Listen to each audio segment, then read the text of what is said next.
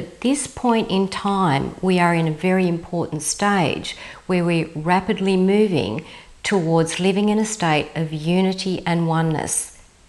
And because of that, the things that are highlighted in the field of energy that we create, are going to encourage us to let go of what no longer serves us. And so we're moving at a rapid pace towards becoming more of our true self. So this discussion will put forward the main points that we need to remain focused on so we can align with the grace that is there for us to move into experiencing more love, joy and freedom, which will have us live in a state of harmony and balance. Because of the point of evolution of collective consciousness, we are straddling in many ways two worlds.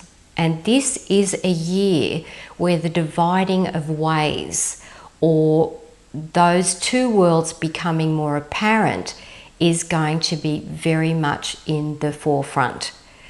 And this conversation has nothing to do with people being better than or less than others, but rather that because of our power to have free will and choice, and the way that the universe will read what is important to us, what we value, what we bring our love to, what we reject, what we judge as inappropriate, as worthless, or what we actually cherish as sacred in our world, will have us align with one of two paradigms: love, joy and freedom, which takes us into a state of unity and oneness and harmony, where we will collectively create the new world, which is a platform for us to celebrate life and love. And then there is the other paradigm, which is the paradigm of domination governed by the ego. And when I say ego, I mean all of us as a collective consciousness having an ego that actually seeds thoughts, and those thoughts will actually move us into choosing a particular reality in the future.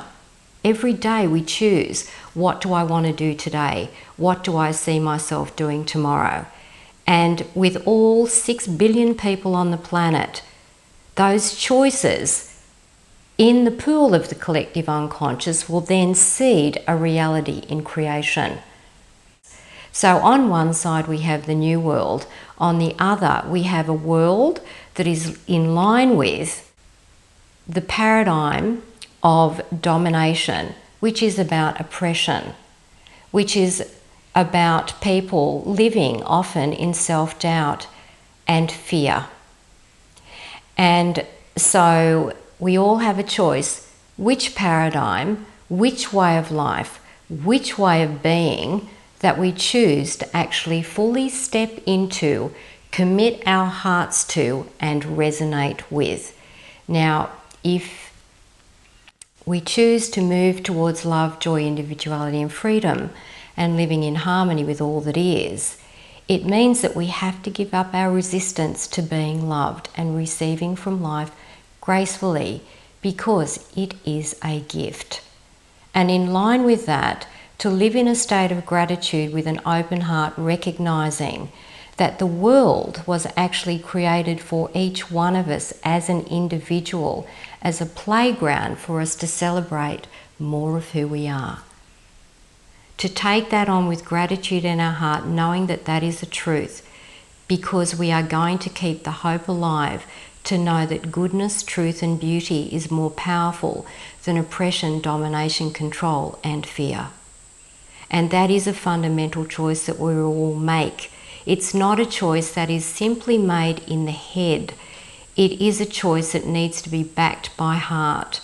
It needs to be backed by emotions and states such as compassion, such as gratitude, such as hope, such as trust, such as optimism, and moving into the higher resonance, which is passion and love, and of course joy. So we do have a choice how we feel. We do have a choice of what we think, and we absolutely have a choice of who we're going to be on a daily basis, and what we can create. So in a very beautiful way, we're moving away from the paradigm of feeling as though we are separate from the source of all that is, the source of love and the source of creativity, because we're going home to that point. We're evolving into that expanded sense of awareness and consciousness. And because we're moving away from that, if we're willing to actually let that in, if we're willing to believe that, if we're willing to open our hearts and trust and to be grateful for even the opportunity to even observe life in all of its beauty on a daily basis, then the wings of grace will be behind us and lift our spirit to a place where we will feel more energetic, more alive, and more inspired by what's possible. Because whether we're conscious of this or not, on an intuitive level, we all sense what is coming. If we practice mindfulness and take time to sit in the stillness, even if it's for 10 minutes a day, and set an intention, always the way to start. I intend to see perhaps the beauty that's present in this world. And then to move from intention and place our attention in that moment of silence by letting images come to us, beautiful images, whether they be memories of what to us is symbolic of beauty, the beauty in our relationships, the beauty in our creativity, the beauty in exchange, the beauty in watching a garden grow around us, the beauty of a child learning how to walk. We can find beauty in everything that we do and everywhere we look in the world, depending on how we perceive life. And that comes down to either being humble and receptive and non-judgmental, or looking at life through glasses or through the perceptive lens of forgetting who we really are, which is an integral part of all that is, who is perfect and pure in our essence. And so to move from setting an intention every day in that sacred place of even 10 minutes of stillness, the intention of either perhaps focusing on beauty, of focusing on love, of focusing on joy, of focusing on creativity, of focusing on anything that will start to open us up in the field, rather than being governed by being deluded or clouded by the past in a way that we make it so real that we start to believe that nothing else is possible. This is absolutely, without a doubt, a time for all of us to let go of the past. The past no longer has the same hold on us as a collective or as individuals as it has, because the energy of the new world is influencing the world right now, and we are being called towards that point of freedom, and that means creating ourselves anew. As an individual, absolutely. As a collective, absolutely. And to create oneself anew, the best way to do that is to look back at a past and from it to extract the gold, to see where we've fallen, to see where we've actually overcome adversity, to discover more of who we really are, to develop our character, to develop our strengths, and to know that we are enough. To know that somewhere within us and say, right, I've climbed the mountain and now I'm going to fly. And flying from the top of the mountain as a metaphor, it takes a lot of trust, and more than anything, it takes trusting that you have within you, when you let go of everything else, the ability to just soar. And in that process, you have to be willing to be supported in your flight, in the same way that a bird never second guesses whether it's going to stay in the air, because it senses its way and allows itself to be carried. Now, as far as we're concerned, allowing ourselves to be carried or lifted in the field to move towards the highest resonance, which is love and joy and freedom, that does not take away the fact that we are responsible. We don't just say, okay, well, I'm just going to see what happens, let it roll out. It's not like that. For us to be really clear on what we're choosing and what's important to us is crucial, because we are choosing energetically which one of those paradigms we are going to align with. And we need to keep in mind here that every single one of us, no matter what has happened to us in our past or what that past reflects, has within us that seed of greatness and the capacity to make such a difference in this world that we can take the world towards living in a state of peace. Every single human being counts and matters. Every single human being is important. And if you question that, think about the times in your life where you've sat either lonely, afraid, or confused about the next step to take in life, or questioning if someone really loves you, someone who you want to love you. And in those moments, what we do is we go in ourselves and we know within our hearts that we want to matter, that we want someone or the world to consider us as important. But what I know and what I've come to know working with those on the other side is that we were born that way and we will die that way, and anything that happens in between is up to us. If we regard ourselves as mattering, we will bring that to life in the physical world. We will make ourselves matter. If we regard ourselves as important because of our essence, because of our substance, because of our fight, because of our vigour, because of our courage, because of our empathy, because of our compassion, because of our convictions, we will change our world. We will change our world for ourselves and for everyone else. This is a time in many ways of reckoning, not in the way that it may be discussed in the Bible, but rather a time where we're being called to be in integrity with our heart and to speak our truth and to take action, knowing that we make a difference, whether it is with one person in our life, whether it is with one animal, whether it is with one tree, or whether it's with an entire world. That if we have that be our intention and we are humble enough to know that we are enough, that we can make a profound difference. And so with 2014, and in many ways the dividing of the two worlds, or where there seems to be a schism, where there are beings in the world collectively in different factions that will have particular beliefs, and those beliefs will actually support a particular reality.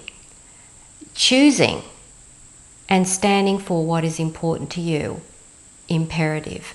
But what we're going to experience, a sense of being torn between a bright new future where we feel very optimistic about things, or aligning our energy with the past where we feel that there is impending crisis, where there is confusion, where there is uncertainty, and where there is a lot of fear.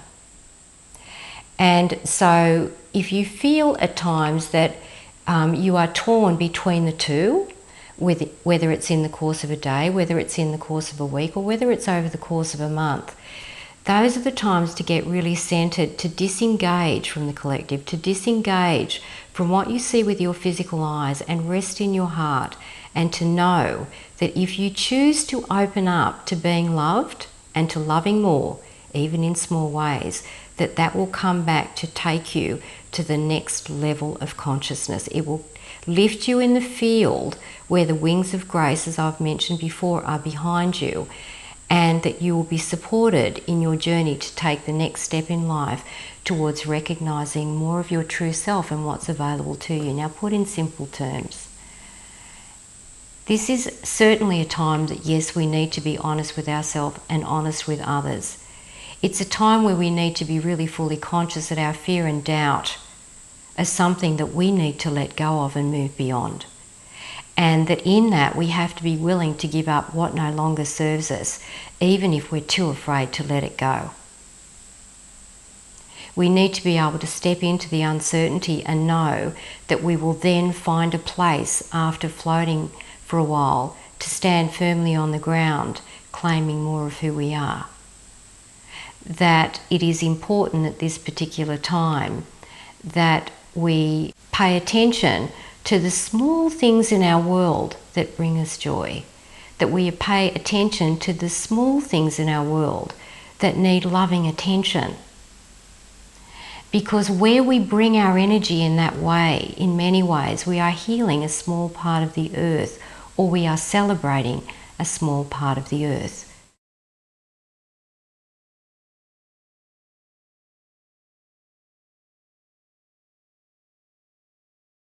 In 2014, one of the most important things to consider is how much love are we willing to receive and how much love are we willing to give.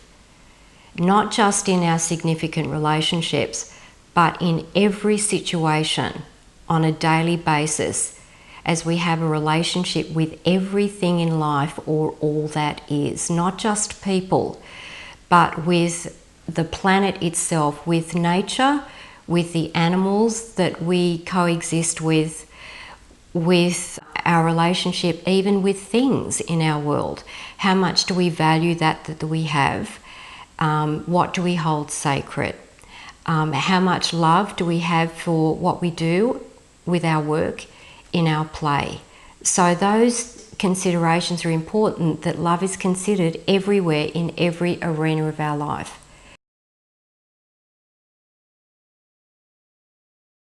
What's important in line with moving towards unity and oneness is that we maintain our centre or our sense of self, that we remain gently seated in our power, which is a place where we sit in equality and recognise who we really are on the deepest level, that we are always enough. That's the simplest way of explaining that. And to also keep in mind that whoever is standing in front of us, no matter what their behaviour may suggest, is also enough. They may not choose to be playing out something that we believe is in their best interests or ours, but this is a period where we need to learn how to simply let people be. It is a time where going into resistance will be counterproductive, because we'll find that it will backfire very quickly, or there'll be an energy that comes back to us because we're moving against the natural flow of things. And from what I can sense here, the natural flow of things is to move into, yes, a much higher frequency, or into a state of non-judgment.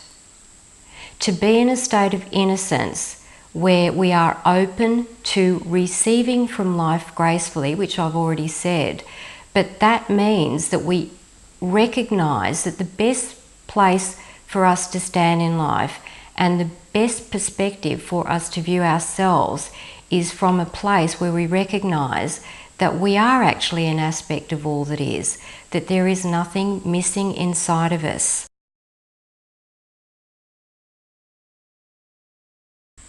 One of the things to be considered would be that we are always honest, and that the first place to start in that is to be honest with ourselves. And to be really genuinely honest with ourselves, we need to actually get in touch with our feelings and to get a sense of what we're experiencing on a deeper level. To not judge that, to sit and be with that, to ask ourselves, to take more than a moment to ponder and question, how am I feeling right now? Not just emotionally, not just where are my emotions, but how do I feel about this relationship that I'm in? How do I feel about my life and where it's going? How do I feel about who I've chosen to be as a person? And to really check in through our intuitive senses, or to just be still enough for a moment to get in touch with the innocent, vulnerable, childlike side of our nature, and to ask ourselves, does this feel right for me, truly? And once we get to a point where we realise what does feel right for us, then we need to actually have enough courage to take a stand in the world for what we do actually believe or know within our heart would be the best scenario for us, and to have the courage to take a stand for that by, number one, voicing it, which means that we need to be honest with those around us.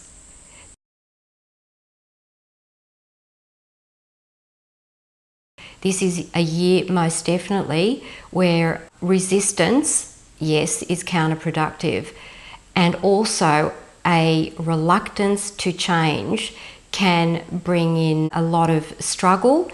And if we continue, after we've been given the whispers from life, to hang on to things and refuse to change, that it can actually catapult us into crisis. It's a time of reassessing things, because we are going through transition, to really be very clear about what we are willing to actually align our energy with and what we are willing to move away from now. Now, that might look like a relationship with a person. It may look like a job. It may look like a set of beliefs that we've been firmly hanging on to for a very long time, that we know is actually keeping us in some ways perhaps safe, but from a higher perspective, that it's holding us in a place where we're actually very limited as far as expansion and growth and freedom. And freedom always in line with receiving and giving more love.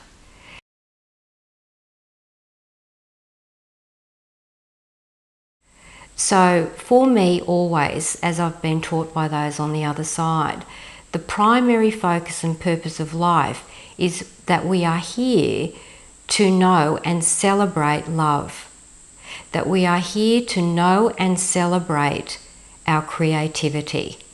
And so in 2014, it's important that we keep that in perspective, which does mean being honest with ourselves and honouring ourselves enough to know that we are enough, and that if we hold that attitude, that if we recognise that we are not working alone, that we are actually connected energetically through our hearts to the essence of life itself, which is the source of creativity and the source of love, then staying receptive to what life has to give us as a gift is vital. It will take us into aligning with the childlike side of our nature, the magical child, moving beyond the childhood hurts of our past, moving beyond our limitations and our false beliefs of what's possible for each of us and what we are capable of achieving, but moving us right out of that to a place of exploration, of wonder, of curiosity and awe of how beautiful this world could be. And so we are collectively in a space right now, we are creating the new world. And the new world is not something that is going to just spring from nowhere.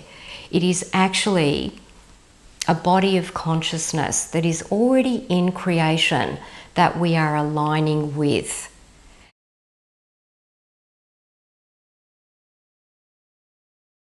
As far as the evolution of human consciousness goes, there is an aspect of our consciousness or our nature that is living in harmony with all that is, in a state of dominion, a state of non-judgment, a state of allowance and acceptance of all that is, a state that reflects in the world where people live together recognising their unique talents and gifts, and that they have enough confidence and self-belief to know that those gifts are not only a gift that are given to each of us at birth, but also a gift for us to share with the world. And in that respect, the creative process takes it outside of the ego or the small self into recognising the evolution of the soul, which is to take your gifts and talents and to craft a life that gives you a very expansive platform for self-expression, to experience more of your power, more of your beauty, to dip into your creativity and to use that in the way that it was originally meant to be used, which is for a means for you to discover more of your true self. Now, they are saying to me before we close here that the most important thing that we do remember, if nothing else, that this is a year to let go of anything standing in the way of you being loved and loving others. That is the highest road to take, and it is a road of humility. That is a road of power. That is a road where you walk with your higher self and your soul in co-creative relationship, creating a world anew. And you are a part of that world. You are changing and growing to become more of who you really are, which is incredibly beautiful. Okay, so they're going to leave it there, and I thank you.